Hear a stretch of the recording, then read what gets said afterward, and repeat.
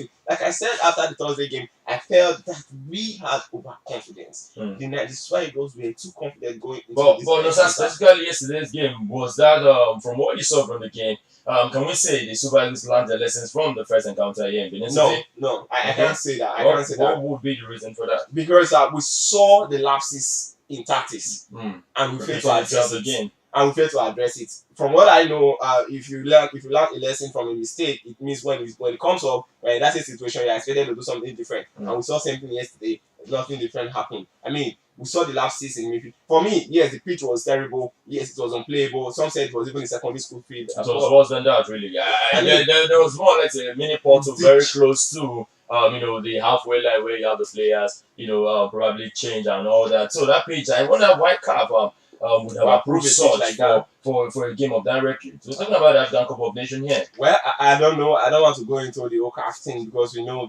time passed. Nigeria, the NFF, and of course Nigeria entirely. We don't really have that big. We've never really had that smooth pitch down here in Nigeria. We've seen them playing terrible pitches as well, and it was approved by CAF. But I don't really want to go into all of that. For me, the fact that the pitch did not really help matters, but we could have done better. A lot of Nigerians already on social media are calling for the head of General at this point in time. So if I same idea, I'll probably wait for the African Cup of Nations to come and go, then decide finally on the future of the German tactician. Okay, for me, I feel one thing. We should take it easy with Raw. He hasn't really been able to put it out there that he has the technical capability to lead the Super Eagles with the off and on result that would be same. Ask him to go now in the middle of the qualifiers. I don't know. It might not fare well for the Super Eagles' performance in the Nations Cup. Now, I'm not saying they are the remaining qualifying matches, but I'm saying their performance because we've seen. I'm quite positive that they are going to qualify. Either way, either we've got Benin Republic, we've got Lesotho, so one way or the other. A point is even good for us.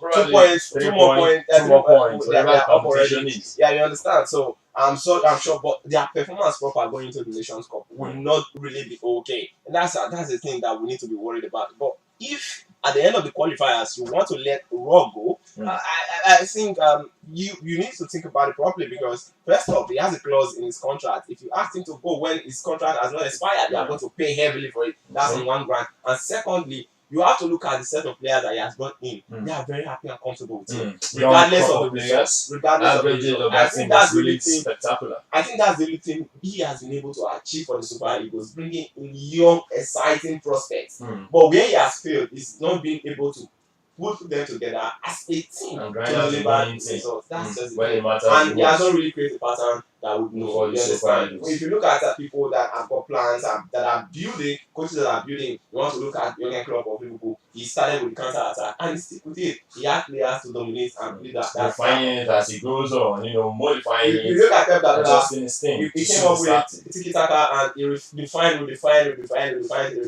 and was getting results, grinding that result with it. So if you want to see if Raw really wants to build the Super Eagles, you should have a playing pattern. Just a few recently was added to the backroom staff of the Super Eagles, and in a long while for the first time ever, the Eagles were able to keep a clean sheet. Last time was AFCON, of course. That third place finish against Tunisia. That was the last time we kept a clean sheet. And we've kept one at least this year. I don't know. Is that a plus on his part? And we begin to see that defensive solidity. Though I know the first leg obviously did not even show that at all. But this return leg, it was an away game on a very, very terrible pitch where the ball practically was bouncing off without much control. Can we say we've already seen the dividends of having just a few people as part of the backroom staff? We are seeing it all and done it all defensively for the nation. I think the fact that we are able to grind out the needed result from this encounter put shades into that beauty of solidity that he has brought in. He has been there. When he came to Benin, he was with the team and he actually was with players and he was particularly with Leon Balogun and Trust Ekong all through. He was on their case, like we say. He was with them all through, trying to give them some hints on how to go about some balls and everything. But it's still early days. This is the second match that he has officially sidelined. So let's see what happens.